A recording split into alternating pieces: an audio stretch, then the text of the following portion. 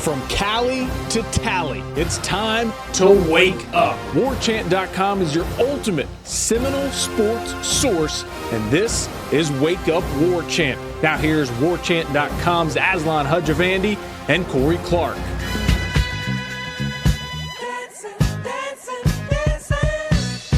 Wake up! What up, everybody? It's a new week. I almost want to say it's a new day, Corey, but no, man. This is, 3 years in a row now? The Noles just going dancing in March? It's become old hat around these parts. How are you, friend? As you join us via cellular phone, as you traverse your way back down to God's country here in Tallahassee. How are you, friend?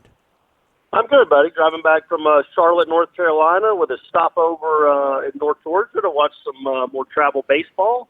But, yeah, man, doing well. This is a basketball school now, apparently, obviously. So, exciting time of year, Aslan. It's an exciting time of year. All right, let's hop right into it. Florida State's a 4 seed. They'll be taking on 13 seed Vermont in the West region over in Hartford, Connecticut. You try to make sense of that, loyal listener at home or in your vehicle. It makes no sense to me. But let's start back at the ACC tournament. Conference tournaments are a weird thing to me. There's certain times where I think teams can benefit from them. Other times, if I'm rooting for a specific team, let's say Florida State, I just kind of want to get home and rest up and focus on what lies ahead. They had to go to overtime to take down Virginia Tech, and then they took down number 1 Virginia. Wouldn't have minded if they would have lost to Virginia Tech and just come home, because ultimately it really didn't seem to matter a whole bunch. But I think it's a good thing for their psyche, the fact they were able to slay the dragon that is Virginia. You know, play it pretty tight with Duke for, I don't know, at least a half. And I don't know, I think they got something good and positive out of that tournament, even if it didn't mean moving up a seed line, because I think the prevailing wisdom was that they were a 4 seed no matter what. They take down Virginia Tech, who I think is a 5 seed, and they take down Virginia, the number 1 seed, and they don't even move a seed line. So go figure, right? Well, it's prevailing wisdom, but that doesn't necessarily mean it's true or applies to the selection committee, because there's no wisdom at all for Purdue. I get LSU sort of 26-6. They finished first in the SEC. They had some great wins. Purdue's 23-9. Florida State's 27-7. Florida State beat Purdue, and 4 of Florida State's 7 losses are the number 1 seeds. They also beat 3 of the top 11 seeds in the country, according to the NCAA tournament. So bizarre. Sure. Does it really matter? No. But, man, it would be a big deal to be playing in Jacksonville against a 14 seed. I mean, we can all say you got to win them anyway. It doesn't matter. But that's a big deal. I mean, you can say it. People focus way too much on who gets left out of the tournament. Well, who is somebody that got left out? They're not snubbed because they probably had 14 losses. Like, people were talking about Texas being on the bubble. I think Texas was 16-16. So, you know, I don't care about them, but there's no rational explanation, for Purdue being a 3 seed and Florida State being a 4 seed, and Florida State not getting to go to Jacksonville. Really not a great explanation for LSU being ahead of Florida State, but certainly not one for Purdue. And then now Florida State has to go to Hartford to be in a region, which actually, the draw isn't terrible. It's not. It's not. It's a pretty good draw. You do have to play a Vermont team that's 3 hours from campus, which isn't, again, you could have been playing 3 hours from campus, but that didn't happen. They would rather reward the 13 seed than the 4 seed. But then if you win that game, you either get Marquette and Marcus Howard, who is awesome, or you get Murray State and John Morant, who might be the 3rd player taken to the draft. Either way, it should be a fun game. And then the 1 seed is Gonzaga, who you're familiar with. The 2 seed is Michigan, who you're familiar with. And the 3 seed is Texas Tech. I mean, obviously all 3 of those teams can beat Florida State, but Florida State wouldn't be overwhelmed by any of them. I mean, they would certainly stand a chance against any 3 of those teams. It's just a matter of getting to that first weekend. And if they play like they did in Hartford, like they did in Charlotte, they'll definitely get to that second weekend, because I was really impressed with what they did all 3 days, really, but specifically the final 2 days. I couldn't have been more impressed with how they played. Agreed. I mean, I'm not really trying to play any sort of devil's advocate here. I do think, all things considered, that is a good draw, like you mentioned, Gonzaga. And who knows, man, they got to play the winner of Syracuse-Baylor. Isn't this Boeheim's last stand? Who knows? Maybe he'll have one last trick left up his sleeve. Maybe he knocks off Gonzaga if they can make it past Baylor. But Florida State does get the winner of or Florida State Vermont winner gets either Marquette or Murray State. That feels like a pretty manageable game to make your way into the second weekend and to make it to the Sweet 16. So obviously I would have preferred Jacksonville. Right now we don't know who's going up to Hartford. Maybe you'll start driving. I was joking with Ira. I said that we should have made Corey stay in Charlotte Sunday just to wait for the seating in case they did go to Hartford, so you could just drive. Yeah, it could already be on the road right now. Yeah, that's a good point. So we'll see how that all works out. But, again, an impressive effort from them in Charlotte, taking down Virginia Tech, especially the way they did it against Virginia Tech. I mean, the crazy shot by, Devin Vassell, totally guarded, hand in his face. And then Terrence Mann's crazy acrobatic shot to knock it down. So I don't. Part of me is like, they kind of shot some of their bullets in Charlotte with their March Magic in terms of those two shots. But I look at this draw and I feel like they play their style of play. If they can play as deep as they want to play in terms of rolling in guys off the bench and they pack the defense, as they say, they'll be in the second weekend. And from there, who knows? Feel good about it. Yeah, I mean, that's what it is. It's a crapshoot once you get – well, I mean, really any of them. That's how it works. It could be a crapshoot. Vermont might play out of its mind and makes a lot of shots. Florida State might not be able to hit the broadside of a barn like they did in the second half against Duke. But they won't face anything like they faced on Saturday night for the rest of the tournament. I mean, that was a road game. I was in the building. It was all Duke.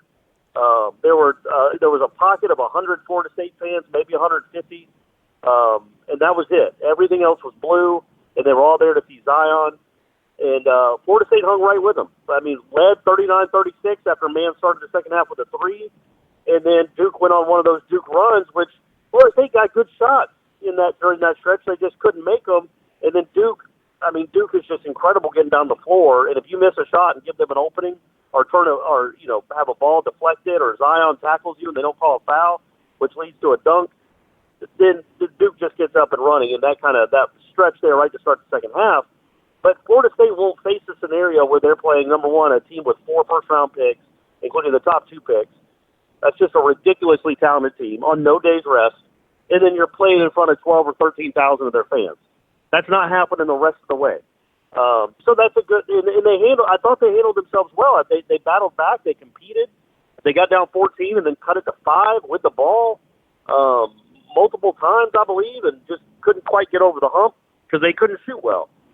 But they showed they could guard after Duke went crazy there for a while. They really kind of throttled down Duke in the final 7 or 8 minutes. That's a good sign. What they did to Virginia was a great sign, especially the way they played offensively. Just all of it. I was really impressed because I'll be honest, when I watched them finish out the regular season, I was like, okay, if they get the right draw, they can be a Sweet 16 team. Again, without Trent Forrest being 100% healthy, without Kofor being 100% healthy, I don't know what their ceiling is, but it's probably not, stratospheric. But then what they did in Charlotte against 2 of the number 1 seeds in the country, beating one and almost beating the other, I mean, at least being in the game and the other on the road, that tells you if they play well, then there's no reason they shouldn't be in the second weekend. There's no reason they shouldn't be in the third weekend if they play well. That's their ceiling now. I truly believe that. So it was fun. It was either way. It was a pretty cool moment for them to be on that stage. I think Devin Vassell is going to be a star. I think Raekwon Gray has a chance. I get more and more impressed with that guy every time I watch him play. So a lot of things happened. A lot of things to feel good about heading into March. But obviously, the big caveat is, if they lose on Thursday, it's going to feel like a disappointment. It shouldn't, because it's already been an awesome season. You shouldn't put all your eggs into what happens over the next 2 or 3 weeks, but that's kind of how the sport works, and I get it. But it was an awesome season regardless of how it ends. All right, so back real quick to this whole, I don't want to call it a fiasco, so I'm not going to call it a fiasco, but the sort of nonsensical way they go about doing this to a certain degree. Or they're always going to have a way to slip and evade questioning and explaining everything to the nth degree. I think you make a good point earlier, Corey, about in the aftermath of the bracket being announced, everybody's so focused about who didn't make it in that no one talks about who did make it in and why the draws are the way they are. So there's a three-step process they go through, the selection committee. This is according to the NCAA website, and this is a shout-out to FSU Fred on warchant.com. Use the promo code WARCHANT30 for 30 free days of access to the ultimate Seminole sports source. So there's a three-step process, Corey. They select the 36 best at-large teams, and then they start seeding the field of 68, and then from there they place the teams into the actual bracket. So by their actual verbatim sort of process they go through here, it says that to recognize the demonstrated quality of such teams, and by such teams in this case it means teams who make the first four seed lines, the committee shall not place teams seated on the first four lines at a potential home crowd disadvantage in the first round. So it'd be one thing maybe if they ended up in Salt Lake playing Vermont, but the fact that they are a 4 seed, Jacksonville is on the table, they don't get Jacksonville, they get Hartford, and they draw a team in Vermont. That does, and I'm not Mr. Conspiracy. NCAA's got something against Florida State because they have the Seminole tribe as the mascot, logo, symbol, whatever you call it. I'm not that guy. That is kind of a bummer, but I won't make too big a deal out of it because ultimately, like I said earlier, I do think the draw is manageable. If there's a couple other pratfalls that were ahead of them, I'd be a little more livid, but I'm not too livid about it right now. Well, and if they lose, which is a possibility. Again, Vermont's a good team. I mean, obviously they're in the tournament. I think they've won 24, 25 games. If they lose, can you look up, by the way, while I'm talking and see? I think they played their conference tournament at Vermont too. Yeah, they did. They beat. And what was the attendance? Have you looked that up? I am curious about that. I will look that up. Carry on. Okay, so if they lose, that it's not an excuse to say, well, they had 3,000 fans there or 4,000 fans and we had 100. So that's why we let. That's not how it works. You wanted the Carrier Dome. You won Miami. You wanted all these other places. You won. The only road game you lost in the last 2.5 months was at North Carolina. You've shown you can play in tough environments against probably equally talented or more talented teams than Vermont. I'm not saying that that's an excuse to lose. It's not. But it is a kind of a bummer, man. It makes you what I have qualms with, again, nobody's going to pay attention to this. It's going to sound like sour grapes if they happen to lose. Man, you got to play who's in front of you, all that stuff. Why would Florida State be at a disadvantage at all for the season they had? No. That's and you're right. If they were in Salt Lake or San Jose playing Vermont, obviously nobody'd have a problem. They're playing a school that's 3 hours away, will be 3 hours away from their campus. All that being said, they should still win the game, obviously. But nobody will ask the selection chair about it because nobody will care. It just doesn't. It's not on the radar. People care about NC State not making it or somebody being a 1 seed or yada, yada, yada. Nobody's going to care about why is Florida State a 4. Florida State has lost twice in the last, 2 months? Yeah. One at North Carolina and essentially one at Duke. 2 number 1 seeds. Those are their only losses in the last month, and somehow they're still behind Purdue, who had 9 losses. It boggles the mind, and it makes no sense. I get it. Again, it just you would like to see the teams that play like Florida State played, especially down the stretch, rewarded for their play. Not at a disadvantage at all. They the second year in a row that if they do make the Sweet 16, guess what? You get to go play in California. Florida State ain't going to play a Sweet 16 game close to here, and that's just the reality. It's fine. Again, it's not an awful draw.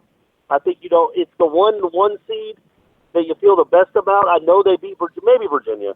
I think they probably feel good about playing Virginia again. I don't think they'd feel good about playing Duke or North Carolina, but maybe they feel good about playing Virginia again if Virginia can get there. But I do think it's probably your best 1 seed.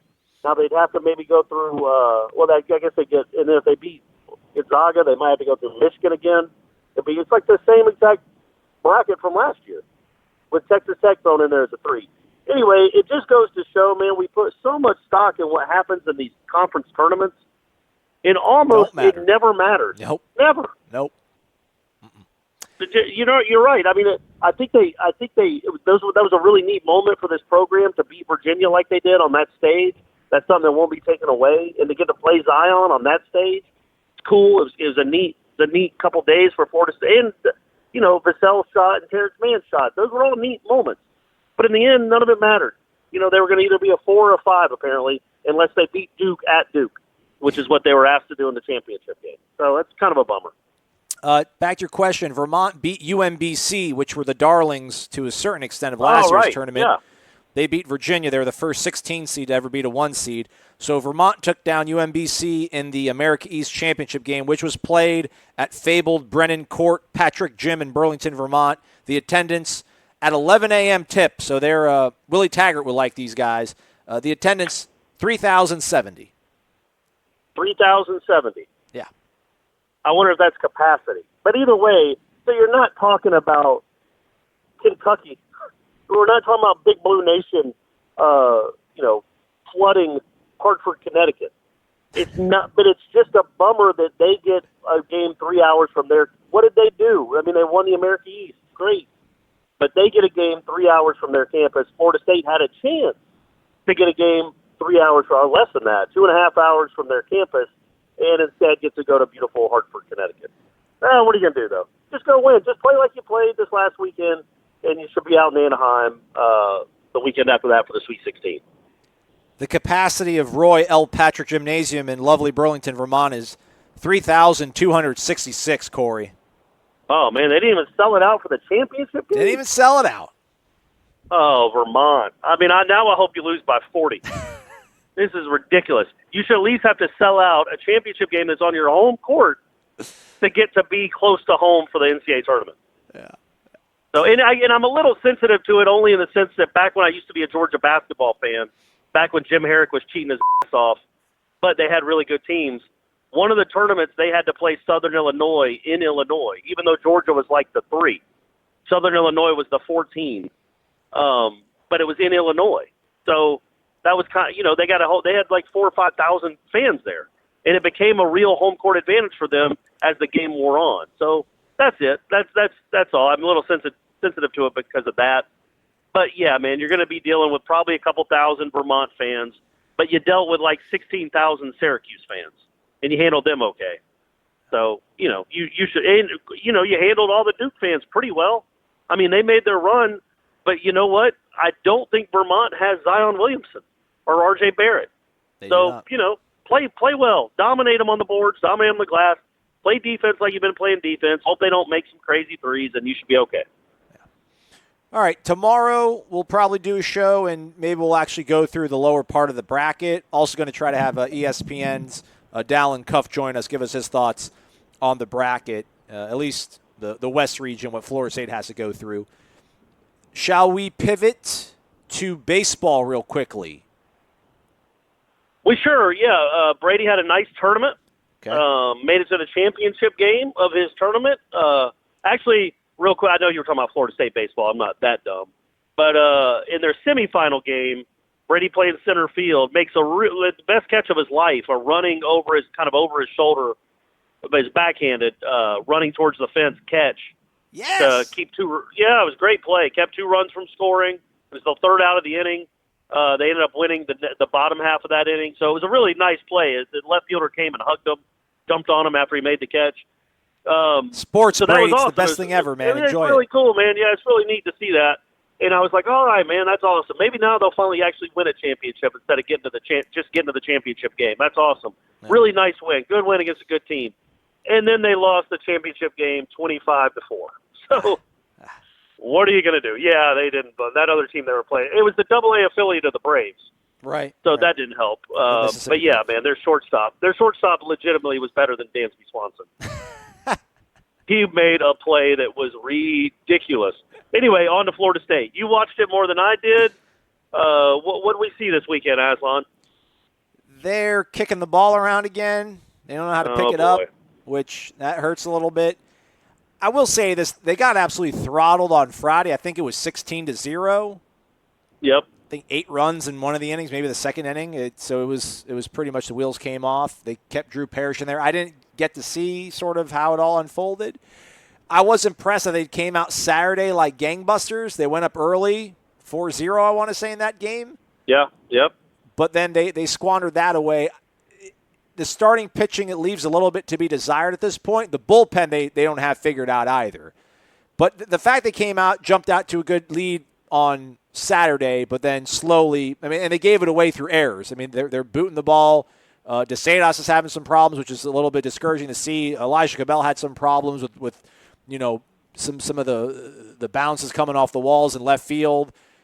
Maybe he'll figure that out. I'm not too panicked. It's still March. There's a lot of people that, it's all over. Good riddance. Thank God it's 11's last season. I didn't see him get the gate either on Saturday. I actually turned back to the ACC Championship game on Saturday night, and it was on commercial, and I missed 11 get the gate. He got booted for arguing balls and strikes. But they won on Sunday, and they had I don't know, maybe it's I should always be the skeptical guy that I am, but because the thing is, like, if you get swept, like, you shouldn't get swept in a conference series. There's no excuse if you're Florida State to ever get swept. You're not that team to get swept. So I don't know how much credit I should give them for bouncing back into a pretty good win on Sunday. But Sunday, Drew Mendoza, I'm not the big OBB guy. I know you got to walk and get on base, but I need guys that are going to hit the ball and actually move people around, because at some point you have to start moving guys around the base paths. But Mendoza looks really solid, man. Reese Albert's finally back into the lineup. Yeah. I think once he gets in the groove, things will be all right. Robbie Martin was left out of the lineup Sunday. But this Alex Sanchez guy's actually had a pretty good weekend. Salvatore had a good weekend. They swung the bat really well on Sunday. They left something like 17 guys stranded, though. But for losing 2 games in Raleigh, I don't think it was nearly as catastrophic as people wanted to seem. But Drew Parrish is worrisome, and just 11's sort of habit of just coming out there and talking to guys as soon as they allow a walk. And then I think things start getting tight, and then people play outside their comfort zone, and bad things start to happen. But not the best way to start off a road series in the ACC, but they swung the bat well on Sunday. I think the offense is going to come around. I think the pitching will come around, too. Drew Parrish is too good to struggle an entire season. Van Eyck has got too much stuff in the tool bag to not be able to figure it out either. Drohan actually pitched pretty well on Sunday, all things considered. Connor Grady struggled Sunday, but he came in Saturday and did a pretty good job stemming the tide. So the pieces are all still there. I'm not panicked about it yet. They're still going to win 40 games, and all will be well. But some people want to panic, but I'm not that guy right now. Well, but they had given up from the time they took a 7-5 lead on Florida. Granted, it was 6-0, and then Florida scored 5 runs. They got scored an extra run, so they got up 7-5. They gave up 31 straight runs without scoring one. It happens, man. It happens. So the best of them. That doesn't ever happen. There's no chance that's ever happened to Mike Martin. Yeah. So they lost a game 20-7, where they gave up 15 straight runs to close it out. And then the very next game, they lose 16-0. That's embarrassing. That's embarrassing, and I know they were embarrassed. I know the coaching staff and the players were embarrassed. And, yeah, man, I think the biggest concern right now is Drew Parrish and C.J. Van Eyck should be one of the best 1-2 combinations in the country. Like, Parrish was awesome last year. Yep. So was Van Eyck. I know he wasn't a starter, traditional starter, weekend starter like he is now, but both those guys were really good last year. And they've just been kind of average. And you are not going to be a very good, a great baseball team if your 2 best starting pitchers, the guys you're really counting on, are just average. So I don't know what's going on there, but you got to hope they figure it out. I did think, Sunday was a big win. That's a big win that you not only did you give up 31 straight runs, then you blow a lead the next game that you think you have won. You have I think you had an 8-5 lead. Or an 8-6 lead. I think it was 8-5. I can't remember. It was 8-5. They had a 3-run homer to tie it. Yeah, you give up a 3-run bomb to tie it, and then you lose it on a walk-off. That's when maybe a team might come back the next day and lose 14-2. But for them to come back and win, J.C. Flower, and I think the Drohan thing is a big deal. They don't know who their third starter. They haven't been sure who that's going to be. And I think he gave them 5 or 6 good innings with only 1 run in that spot, because that was a big spot, man. All the momentum was in it. Florida State was feeling really bad about itself. Not only getting punked 2 games in a row, then losing a heartbreaker that you blew. For him to come out and kind of keep NC State off balance and only holding to 1 run, that's a good sign. And it's maybe as we move into like April and May and June, we can look back and say what they did on Sunday was a big win, because NC State was undefeated. So, again, not a good weekend by any stretch, but, they really should have probably won 2 games. 2 of the 3, you could say they should have won. Now, they didn't. NC State went and took it from them. But, the pieces are there. They're young, really young offensively, obviously. They got to figure out what's going on with the bullpen, who they can count on, and it would really help if they could get their starting pitching to go 6-7 innings and limit maybe give the bullpen guy a lead of 5-1 or 6-1. I know that didn't, instead of 6-5 or 5-4. I think just in Parrish's case, be down 8-0 when he leaves the game. That just can't happen. He's too good a pitcher for that to happen. So hopefully they get it squared away. I was worried there for a while they were just going to be. It was so cool that Mike Martin had 2,000 wins. They were just like, hey, man, how about you just retire with 2,000 wins? Let's just go the rest of the season. You finish like little Roberto Clemente with exactly 3,000 hits. Why don't you just finish with exactly 2,000 wins? Oh, man. Yeah, I do think in terms of the fielding, a lot of it, too, I think is youth. I know Mendoza had some problems, I think, in Gainesville and maybe even on Friday night, but it's freshmen that are making the mistakes. And, again, I don't know. They'll work through it, man, because it's been that way for 40 years around here. So I'm not yeah, they always find a way, don't they? They always find a way. Apparently, the football team scrimmage on Saturday, Corey, we don't know what happened because it's closed to the media, which is a good thing, everybody, because that means they're going to win at least 10 games now because we weren't there to distract them. Seminoles.com spoke to Willie after the scrimmage. It's a 3.5-minute interview. I haven't watched it. Should we play it and listen to it together? I mean, sure. I don't think he talks about any names, but yeah, if you want to play it, we can try to break it down. We can try to glean something. All right, let's do that. Let's set the over-under at the word compete or any derivative of compete, competition at 3.5. Will you take the over or the under? Oh, I'll definitely take I will take the over. Okay. All right. This is Lane Hurd of Seminoles.com speaking to your head football coach, Willie Taggart. Week 2 of practice in the books. Seminoles end with a Saturday scrimmage. Lane Hurt here with head coach Willie Taggart. Coach, overall impressions on how this team scrimmaged today? Oh, it was good. We got out of here injury-free, first and foremost, but it was good back and forth practice.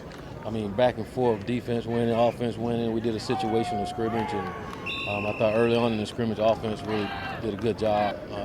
Hey, by the way, Corey, there's video over this interview, and it was James Blackman throwing a very nice ball to, I think it was Keyshawn Helton. Let me go back. Okay. Let me go back and look at this. Situational It's scrimmage, number and, 20. I thought early on in the scrimmage, 9. It's my boy DJ Matthews. Okay. All right. What's the noise? What's all that noise in the background? Probably the video, the B-roll, because it's whistling and players cheering because it's the video of the actual play. Oh, I gotcha. Okay. All right, gotcha.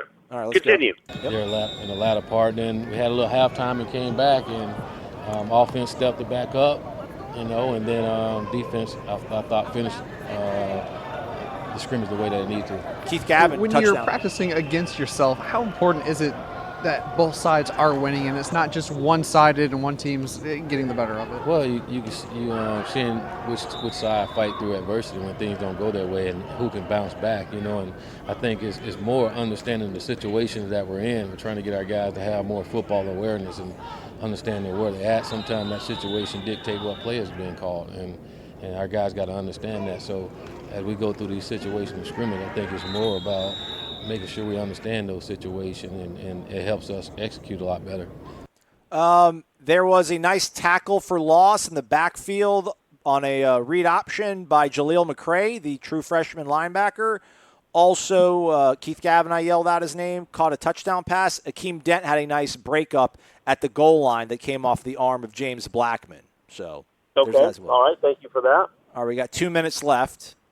And one thing you're always concerned with the offense is the tempo. Were you happy with the rhythm the offense was able to run at, and was it a pace that you were pleased with? I was. Really, when we first started off, I thought we were going really fast and had our defense on their heels, and then defense started to get some stops and get them off schedule, and that hurt the offense a little bit, and it had some lack of execution, but the tempo's been really good throughout spring, and our guys are understanding it better and thinking better as they go fast, and now we got to get our defense to where they can keep up with the tempo as we go fast.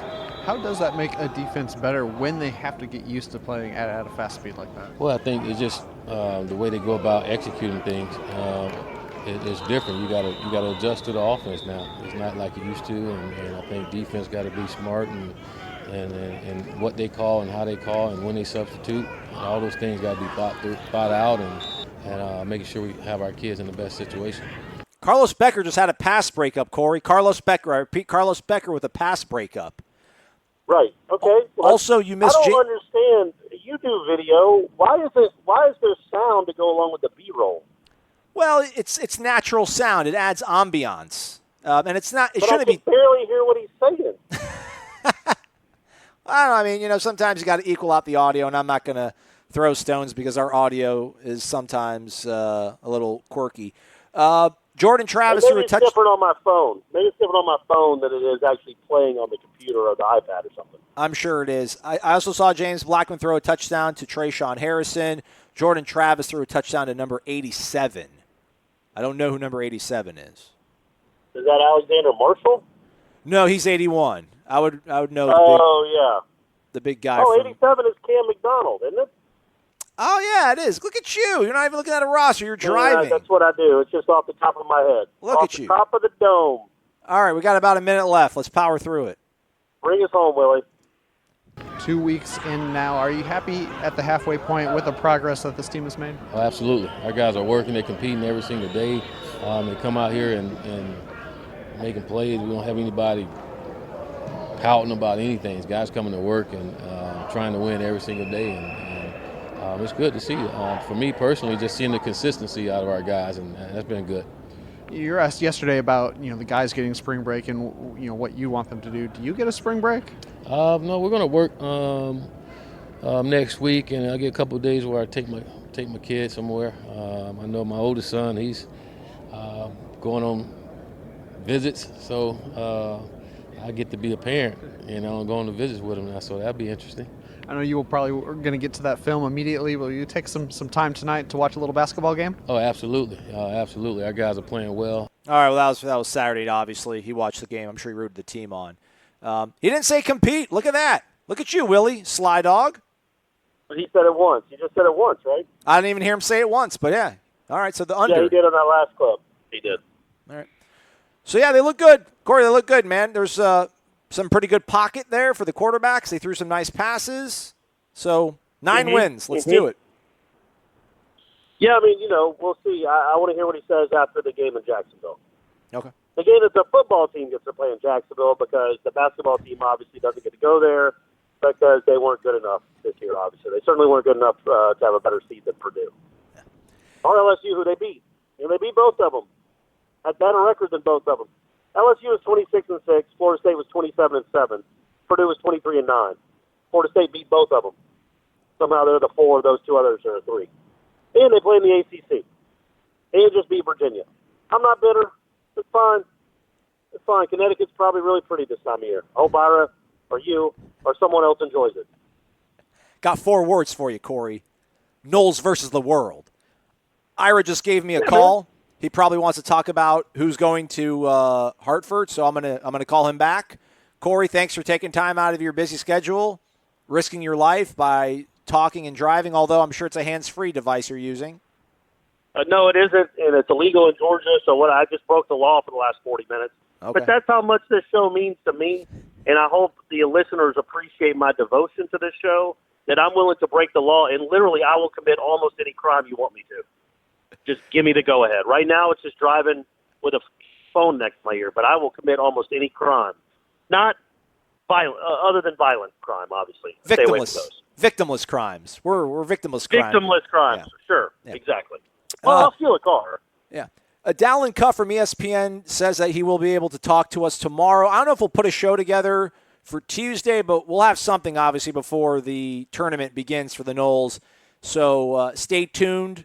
Check out the Twitter feed, Wake Up War Chant. You can also find Corey's handle and my handle on that bio. Subscribe and rate on iTunes. We'd appreciate it if you could do that. Also subscribe to the YouTube channel, War Chant TV.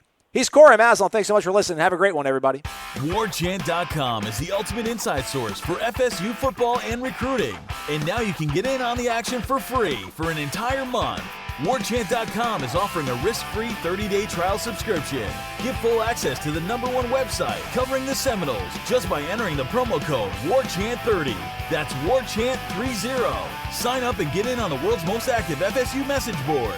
Receive breaking news, stories from our award-winning staff, plus get exclusive interviews and videos. Just enter the promo code WarChant30. WarChant.com, your ultimate Seminole sports source.